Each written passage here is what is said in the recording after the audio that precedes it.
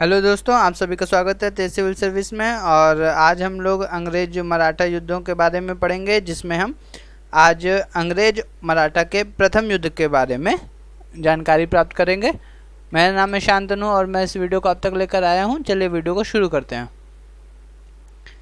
तो अंग्रेजों और मराठा के जो प्रथम युद्ध हुआ था उसके बारे में जानने से पहले हम जो ब्रिटिश ईस्ट इंडिया कंपनी थी, ब्रिटिश ईस्ट इंडिया कंपनी का जो वॉर पैटर्न था उसके बारे में जान लेते हैं। यानी कि ये जो वॉर पैटर्न है ना, तो ये आप सिखों का जो युद्ध हुआ, फिर मैसूर का युद्ध हुआ, उसके बाद जो मराठाओं के साथ जो युद्ध हुए, इसमें इन्होंने एक ही वॉर पैटर्न्स को अपनाया है, जिससे वो अभी तक मराठाओं और मैसूर और फिर सिखों पर अपना आधिपत्य जमा पाए। और इस तरीके से धीरे धीरे ब्रिटिश ईस्ट इंडिया कंपनी जो है पावर में आ गई। तो देखिए वो पैटर्न क्या था। पहले वो क्या करते थे, एक छोटा युद्ध लड़ते थे।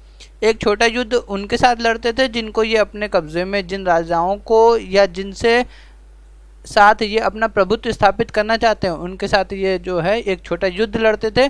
फिर उस युद्ध में ये अपनी पूरी ताकत न लगाते हुए उनके साथ संधि कर लेते थे।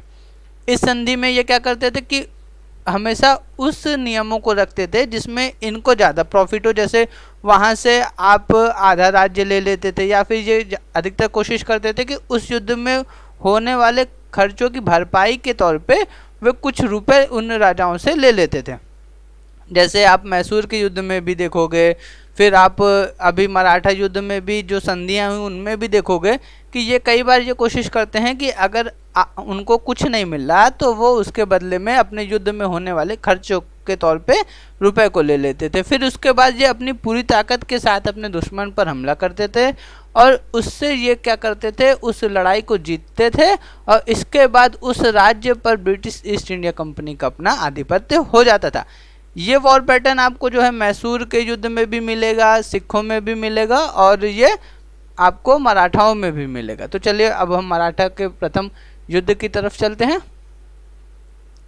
तो इस युद्ध में आप देखोगे कि अभी जो है मराठा 1664 से 1760 तक जो मराठा राज्य है, यहाँ ये पश्चिम में लेकर ये दक्षिण तक, और फिर इसके बाद इधर ये पूर्व में, फिर इधर ये उत्तर में, इतना बड़ा जो राज्य है ये पूरा मराठा राज्य है।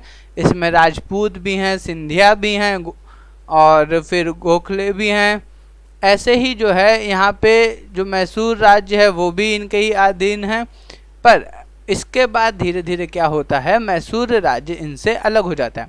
तो अभी तक जो है इनके पास, यानी कि ब्रिटिश कंपनी के पास यहाँ पर ये दक्कन का एरिया है, जो त्रावणकोर का एरिया है, और यहाँ पर जो प्रेसिडेंसी है वो भी इस समय जो है ब्रिटिश ईस्ट इंडिया कंपनी के अंतर्गत है।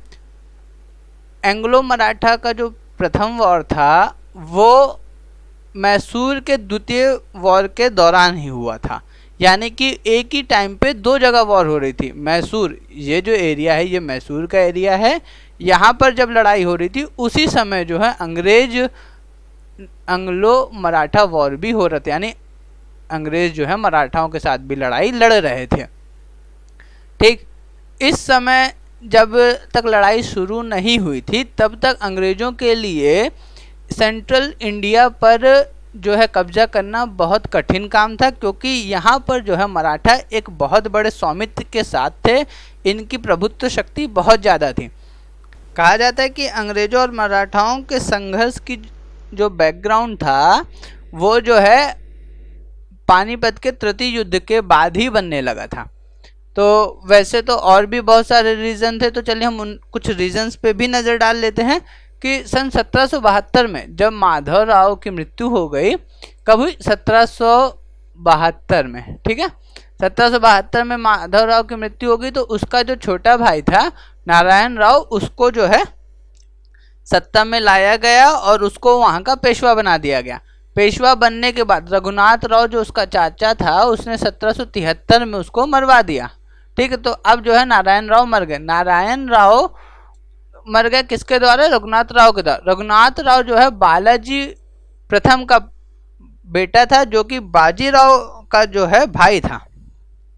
ठीक है, बालाजी बाजीराव का भाई था रघुनाथ राव, और बाजीराव प्रथम का पुत्र था। ये बाजीराव प्रथम वही हैं जिनके ऊपर जो है बाजीराव मस्तानी मूवी आई थी, वही हैं ये बाजीराव प्रथम, और उन्हीं का पुत्र है रघुनाथ राव। ठीक, फिर रघुनाथ राव जब अपने ही भतीजे को मरवा देता है, फिर उसके बाद वो है वहाँ का पेशवा बन जाता है। उसके पेशवा बनने के बाद नाना फडणवीस, जो कि उस समय बारभाई काउंसिल के जो हेड रहते हैं, वो इसको जो है रघुनाथ राव को पेशवा मानने से इनकार कर देते हैं और उसको उसके पद से हटाकर नारायण राव के बेटे माधव राव द्वितीय को जो है पेशवा बना देते। उस समय माधव राव द्वितीय बहुत छोटे रहते हैं, तो उनके तहत जो कार्यभार है वो पूरा जो है नाना फडणवीस के पास चला जाता है। ठीक, इस बात से जो है रघुनाथ राव डर जाता है और इसके तहत वो वहाँ से भागकर बॉम्बे चला जाता है अंग्रेजों की शरण में। ठीक, तो ये जो अंग्रेजों की शरण में जब जाते हैं तो अंग्रेजों को दिखता है कि अब जो है ये एकदम सही मौका है मराठाओं के राज्यों में हस्तक्षेप करने का, क्योंकि मराठा एक बहुत बड़ा राज्य था और अंग्रेज हमेशा इस मौके की तलाश में रहते थे कि कैसे वो मराठाओं के राज्य में हस्तक्षेप कर पाए। तो जब रघुनाथ राव अंग्रेजों की शरण में जाता है तो वो उन्हें जो है ये एक सबसे सुनहरा मौका मिलता है और फिर बॉम्बे प्रेसिडेंसी और रघुनाथ राव के बीच एक सूरत की संधि होती है। सूरत की संधि जो है वो कब होती है? 7 मार्च 1775 में होती है। इस संधि में जो है कुछ शर्तें रखी जाती हैं, जैसे कि अंग्रेज जो है रघुनाथ राव को पेशवा बनने में मदद करेंगे और इसके लिए वो उसे जो है 2500 ट्रूप्स यानी 2500 सैनिक जो है उसे देंगे, पर रघुनाथ राव इन सैनिकों का खर्चा खुद देगा। ठीक, बदले में रघुनाथ राव जब वो पेशवा बन जाएगा तो वो अंग्रेजों को सालसटी और बेसैन दे देगा। ठीक है, फिर इसके बाद और भी कुछ जो शर्तें रखी गई, जैसे कि बंगाल और कर्नाटक पर जो है मराठे कभी भी अब आक्रमण नहीं करेंगे और इसी के साथ जब भी रघुनाथ राव की कोई भी संधि होगी पूना दरबार में तो वहाँ पर अंग्रेजों को सम्मिलित आवश्यक तौर पे किया जाएगा। ठीक, तो ये सारी जो सूरत की संधि हुई और इसमें जो शर्तें रखी गई ये हुई आपकी रघुनाथ राव और बॉम्बे प्रेसिडेंसी के बीच में, और कहा जाता है कि ये जो संधि थी ये इस युद्ध को प्रारंभ करने का सबसे महत्वपूर्ण कारण थी। क्योंकि वैसे तो संधि कब होती है? जब एक युद्ध होता है और उस युद्ध को समाप्त करने के लिए संधियां होती हैं, पर सूरत की संधि जो थी वो इस युद्ध को प्रारंभ करने का सबसे महत्वपूर्ण कारण थी। ठीक, अब शुरू होता है प्रथम आंग्ल मराठा युद्ध यानी फर्स्ट एंग्लो मराठा वॉर, जो हुआ था 1775 से 1782 तक। तो इस युद्ध को जो है क्या होता है कि बॉम्बे प्रेसिडेंसी के जो डायरेक्टर होते हैं वो इस सूरत की संधि को मान्यता देने के लिए इस जाकर अंग्रेज जो है मराठा पर हमला कर देते हैं। ये आरएस के मैदान के पास जो है 18 मई 1775 में युद्ध होता है अंग्रेजों के और मराठों के मध्य, और इस युद्ध में मराठा तो जरूर हार जाते हैं पर पूना के क्षेत्र पर उनका अधिकार बना रहता है। तो इसीलिए कहा जाता है कि this war was and on stalemate position. इसका मतलब है कि इस युद्ध में कोई भी निर्णय नहीं हुआ, ना ही अंग्रेज जीते और ना ही मराठा हारे। हाँ, पर मराठाओं का जो है उस आरएस के मैदान पे वो हार गए थे और उनका प्रभुत्व जो है पूना पे बना रहा, यानी कि यहाँ पे बराबरी का पलड़ा रहा। इसीलिए ये जो युद्ध है स्टेलमेट पर ख़त्म हो गया। जैसे ही ये युद्ध हुआ और इस युद्ध की जो खबर है कलकत्ता परिषद को लगी, यानी कि देखिए सन 1775 में ये युद्ध हुआ था और 1775 के पहले 1773 में रेगुलेटिंग एक्ट आता है जिसमें जो है जो अंग्रेजों की 3 प्रेसिडेंसी थी, बंगाल प्रेसिडेंसी, बॉम्बे प्रेसिडेंसी और मद्रास प्रेसिडेंसी। तो इसी में मद्रास प्रेसिडेंसी मतलब जो बंगाल प्रेसिडेंसी थी उसके जो गवर्नर को हेड बना दिया गया था तीनों प्रेसिडेंसियों का। तो उस हेड को जैसे ही खबर लगती है, वो जो हेड थे वो थे वॉरेन हेस्टिंग उस समय, तो उनको जैसे ही खबर लगती है तो वो तुरंत जाते हैं और इस बॉम्बे प्रेसिडेंसी को के अधिकारियों को जो है हड़काते हैं और कहते हैं कि आप जो है इस तरीके से मराठाओं पे हमला नहीं कर सकते, क्योंकि मराठा जो है एक बहुत ताकतवर साम्राज्य है और इनसे लड़ने का मतलब हमारे लिए मूर्खता ही होगा। तो ऐसे कुछ उनको लताड़ लगाते हैं और वॉरेन हेस्टिंग जो है पूना दरबार में अपना एक प्रतिनिधि भेजकर नाना फडणवीस के साथ एक संधि करते हैं। उस संधि का नाम होता है द ट्रीटी ऑफ पुरंदर, यानी पुरंदर की संधि, जो कि सन 1676 में होती है। यानी कि अभी तक जो है प्रथम आंग्ल मराठा युद्ध जो है शुरू हो चुका है और इसके बाद ये एक संधि होती है सन 1776 में। और इस संधि में कहा जाता है कि जो ब्रिटिश हैं वो अब राघोबा यानी रघुनाथ राव का पक्ष नहीं लेंगे, बदले में उनको जो है सालसेटी और बसैन रखने दिया जाएगा। वहीं पूना दरबार रघुनाथ राव को 25,000 रुपये पर मंथ पेंशन के तौर पे देगी और पूना दरबार ही जो है अंग्रेजों को युद्ध के खर्च हेतु 12 लाख रुपए देगी। ठीक, पर जैसे ही आपने देखा कि अभी जो वॉरेन हेस्टिंग है वो बॉम्बे प्रेसिडेंसी के लोगों को हड़काता है, बॉम्बे सरकार के लोगों को हड़काकर वहाँ पर जो है अपना आधिपत्य जमाते हुए पुरंदर की संधि कर लेता है। पर बॉम्बे प्रेसिडेंसी के जो डायरेक्टर रहते हैं वो सबसे हेड डायरेक्टर, जो ब्रिटिश ईस्ट इंडिया कंपनी के हेड डायरेक्टर्स होते हैं, उनके पास जाता है और उनको बोलता है कि नहीं, ये तो गलत हो रहा है। अभी जो है हम लोग मराठाओं को हरा सकते हैं, मराठा इस समय कमज़ोर हैं, उनका जो आधिपत्य है हम अपने अंदर कर सकते हैं, मतलब हम उनको जो है अपने आधिपत्य में ले सकते हैं। तो इन सब चीज़ों के तहत जो है वहाँ के जो डायरेक्टर होते हैं, ब्रिटिश ईस्ट इंडिया कंपनी के हेड डायरेक्टर, वो पुरंदर की संधि को नकार देते हैं और बॉम्बे प्रेसिडेंसी को इससे क्या होता है, स्वामित्व मिल जाता है और वो जो है उन पर जाकर, मतलब मराठाओं पे जाकर फिर से हमला कर देते हैं। ठीक, क्योंकि जो डायरेक्टर्स होते हैं, हेड डायरेक्टर्स, वो वॉरेन हेस्टिंग को भी बोलते हैं कि नहीं, जो बॉम्बे प्रेसिडेंसी कर रही है वो ठीक है। तो वॉरेन हेस्टिंग के साथ मिलकर ये लोग हमला कर देते हैं और तलगांव के युद्ध में एक, मतलब तलगांव का युद्ध होता है और उस युद्ध में मराठाओं को फिर से हार मिलती है। ठीक, और इस युद्ध में जो है एक नई संधि होती है जो होती ट्रीटी ऑफ वाड़गांव, जो कि 1789 में होती है, यानी 1779 में होती है। इस युद्ध में कहा जाता है कि ठीक है, अब जो है अंग्रेज वापस लौट जाएंगे, वो अब दोबारा पूना की तरफ नहीं आएंगे।